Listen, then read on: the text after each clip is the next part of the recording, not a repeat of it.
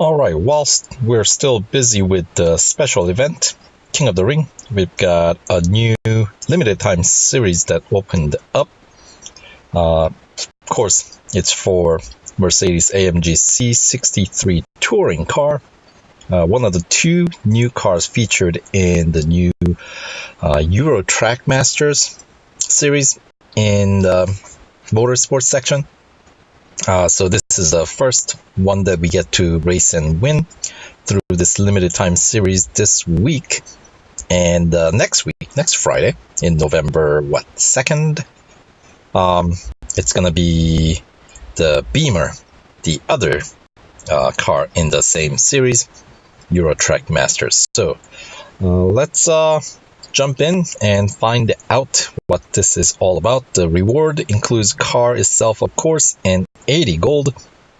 But, all that 80 gold is going to be spent on upgrades. So it's more like we're getting discounted upgrades. That's one way to look at it, right? Anyway, let's enter now. All right. Championship. Win a blah, blah, blah, blah, blah, blah, blah. Setting a whole new standard for driving dynamics and design. That sounds like a marketing jargon. Anyway, it is once again the usual format, 15-tier limited time series. And let's take a quick look at reward, completion rewards breakdown. In, of course, 25% increment. I missed them when they used to have a 20% increments. When they first introduced the limited time series way back. I don't know. There are certain things that was nice about the old format, because the number of tiers that we got for each limited time series kind of reflected how good the car was.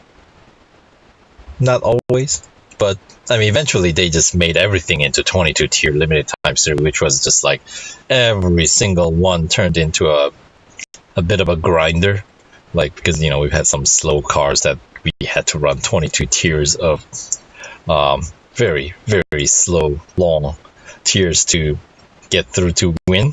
So they kind of standardized it, I suppose, to 15 tier regardless of the performance of the car. So I guess it's more predictable, so that's a good thing. I don't know.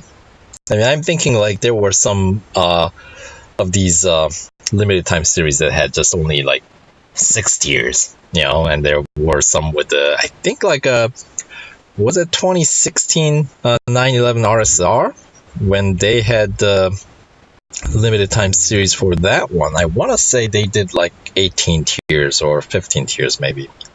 But anyway, so old formats used to be a little bit more full of surprises. Anyway, I am reminiscing now, so let me stop that and instead focus on the task at hand. According to Fire Monkeys on their website, they say PR 78.8 is what you need to complete this limited time series to win the car. So let's use the gold, 1,040 of it to be exact here, to complete it right away so we can confirm. Right, so we get 80 gold back. And we of course win the car. Ooh, matte black. I'd rather like the look of that. Pretty cool looking. But anyway, no time for admiring the finish on this car. Let's go check out what the final PR. Well, let's confirm. We already know it's 78.8, but let's make sure it is. The last race is a 6-lapper at Silverstone. Which one? Then it's gonna be the national circuit. Okay, so it's not too bad. But let's check out what's the service time on this car? 3 hours? Okay, that also seems like relatively standardized now. And yeah, let's check out the upgrades. PR required is 78.8. So we can confirm that. And to get there, you need basically 3 upgrades across the board, every category, all 7 categories. So you're going to need 21 upgrades. And how many is available? 28 available. So, and I believe it costs like 338 gold. I ran through like earlier with putting upgrades on, but you know, let's run through it one more time for YouTube, right? So I'll just use my gold to just get the upgrades done right away. By the way, because these cars, this one and the Beamer, are featured in that exhibition series in the Eurotrack Masters category under the motorsports, you can get the Beamer upgraded before the event starts as well. So, but I'm going to wait till at least I might go ahead and get the first tier cash upgrades on that Beamer. But I'm going to wait for the gold upgrades till I can confirm like this once the event starts. But anyway, first tier cash upgrade is going to be 12-hour R&D time. So you can get it started. You know, go back to race King of the Ring. And then, you know, once by the time you win that car, this upgrade should be done. Then you move on. Then you don't have to watch those silly ads because, you know, 12-hour wait time for across 7 different categories. That's a lot of ads to watch. So I don't know if I would ever want anyone to be subjected to such number of ads, but who knows, maybe you enjoy them. Anyway, so let's get going. So engine gold upgrade. By the way, all first upgrades, first tier upgrades are going to be cash racing dollars with a 12-hour R&D. All second tier are going to be gold. That's where it's going to break your gold bank. As I said, about 338 if I remember correctly. Of course, you get 80 of it back for completing. So, you know, let's think about that. So you will spend 338. Let's round it up to 340. But you get 80 of it back. So what's the percentage of that? Right? So 34, 8. Let's see. Is that about like 20%? A little bit more than 20%, maybe 25% or so. I think it's about 25%, right? Because 20%, 80 would be 20% of what, 400 gold? That sound about right? Right? Doing more math online. This is a terrible idea, but I think it turns out to be about 25%, which means you can think of the reward as 25% gold upgrade discount on this car up till basically the second tier gold upgrade. You get a discount. You can think of it that way, right? If you just run with a bare minimum, which is PR 78.8, the 21 upgrades, which is not exactly minimum in anyone's book, but you know what I mean. So anyway, 55 gold, and then as I said, cash upgrade for third tier, and they're all going to be 1 day wait time, so even longer, right? So anyway, that's 55 gold spent so far, brings your PR up to 66.4, so we got long way to go to get up to 78.8, so let's keep this rolling. So drivetrain, another 55, so that brings the cost up to 110. And once we're done with the drivetrain upgrade, we are up to 68.7, so we're 10.1 shy still. So let's keep on rolling.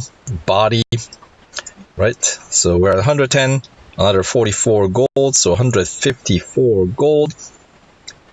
And then we are up to 70.4. Let's move on to suspension. Same idea. That's another 50, so we're up to 154, so that's 204 gold. And once we're done with the suspension, PR is up to 72.5. Let's move on to exhaust. We are at what? 204, right? That we've spent so far. Another 50, so 254. And same thing, we'll get 3 upgrades on exhaust, which brings our PR up to 74.6. So we got 6 more upgrades to go. Maxing out brakes and tires and wheels will do it. So brakes, we are what, like 254, right? So another 38, so that brings the 292, right? So 292 gold spent so far, and the PR is now up to 76.5, and the final 3 upgrades in tires and wheels should bring our PR up to 78.8. So another 46, so we were at 292, right? So that, yes, does add up to be 338 if my calculation is correct, which is always questionable. But there we are. With a 3rd tier cash upgrade, it is exactly at 78.8. So that is the cheapest way to win this car, spending 338 gold, but you get 80 of it back, which, as I said, is, I believe, about 25. Well, let's actually sort that out, because you basically multiply 80 by 4. That's not quite there yet, is it now? See, that's why it's a bad idea to do math online. But not quite 20% either, because then you would be multiplying it by 5. So it's going to be somewhere between 20 and 25% discount on your upgrades, gold upgrades, that is. Right? I think that sounds about right. Anyway, it costs you that much regardless. However many percentage it is, does not really matter, does it now? But anyway, while we're at it, let's take a quick overview of what the event looks like. See how far we can, see if we can run through the entire event while the car is in red, maybe. So early stages, of course, early tiers, we should be able to run even with the car in red, because, you know, if you get the cars upgraded right away up to 78.8, then, you know, early stages is pretty easy, as you might expect. Well, you're going to have to, because the first tier does not have any PR requirement typically, yeah. So if we go in here, you'll see that the first tier you can get through without any upgrades at all. But starting in second tier, this cup race at Le Mans, Le Mans, that's going to be a long one. It's going to require a PR of 67. So that is definitely going to require a few upgrades, those first roundup cash upgrades, if you get them right away. That should, I'd expect, carry you through at least the first few stages. And because we have a Le Mans Cup race, by then, no matter what you try to do, your car will be solidly in critical condition. So next year, we got a speed snap at Brands Hatch, which I would be a little bit concerned about running in red, but because it's tier 3, I think we should be able to get through. As I said, once again, if you're starting out with a PR 78.8, all the ones that you are going to need anyway. Otherwise, yeah, that might be a little bit of a trouble. Basically, the events that require, well, here, the event types that are going to possibly require you to service the car. Obviously, cup races, you need a PR requirement, so you have to upgrade the car to do any cup races. But for the ones that you have to service the car, generally are either speed snap is one, speed record is another, and the last category would be the drag race. So those 3 categories, I feel like you really cannot do anything about it. If your car cannot go as fast as necessary, there is nothing you can do. There's no corner cutting. There's no none of that applies. So it surely depends. A lot of it depends on your car's performance, and when it's hampered by the fact that it's in red, it's in critical condition, well, there you go. You have to get the car serviced. But with that being said, tier 3, I think I should be able to get through, even with the car in red. And same for drag race in tier 4, which means I should be able to get the first 25% completion upon completing tier 4. And tier 4 is requiring PR 69.4. I don't think your cash upgrades will carry you that far. Because what was the base PR? 63 or something like that? So typically each roundup, let's see, there are 3 tiers. And we started at 63, so basically each tier upgrade gives you about 5-point PR boost. So because we're starting at more like 63 with the cash upgrades, obviously I didn't go each tier individual. I went through the categories, so there's no way of knowing, at least for the time being, exactly what kind of PR you would get with just the first round of cash upgrades, but I have a strong doubt that it will be as high as 69.4, which is required to win 25% completion, right? So you're going to have to spend gold to get gold, which rarely ever works out in your favor. But anyway, so up till tier 5, okay, I don't see anything that's going to cause any trouble. Tier 6, we got a speed record at the Formula E New York circuit. So that's a little bit of a questionable one. I might need to service the car, but perhaps I can get by on that one just simply because it's still earlier part, first half of the event. So if I'm starting out with a PR high enough to complete the whole event, maybe I can get by there. And tier 7, we got a drag race. So let's say I have to service the car in tier 6 or 7. So that's first time I'm gonna have to service the car. And depending on how much distance I have to cover, let's check out the next one. We got another speed snap at this time at a Hong Kong circuit. So we got a speed record at the New York circuit, and we got a speed snap at the Hong Kong circuit. So with the speed events, question mark. Maybe I can get by. Maybe I need to service the car. We'll see. But at least if I service it once somewhere in the middle, I think I should be able to cover all 3 stages here, because if I were to service the car at the end of tier 6, it's going to be at the end of tier 6, which means I would complete the Cup and Autocross prior to servicing the car, because those 2 events, typically you should be able to get the gold trophy even with the car in critical condition. And then, as I said, service the car, speed record at New York, that's not terribly long circuit, do the drag race, and then endurance, depending on how much distance that you have to cover. Typically it's like 5 kilometers or less in limited time series. We'll see, depending on how you play. And then 2 laps at the Catalunya GP is going to take up a good chunk of your service bar out. But I think the car might still be in green, which means you should be able to do speed snap in tier 8. So as I was saying, you should be able to do 1 service and get through tiers 6, 7, and 8.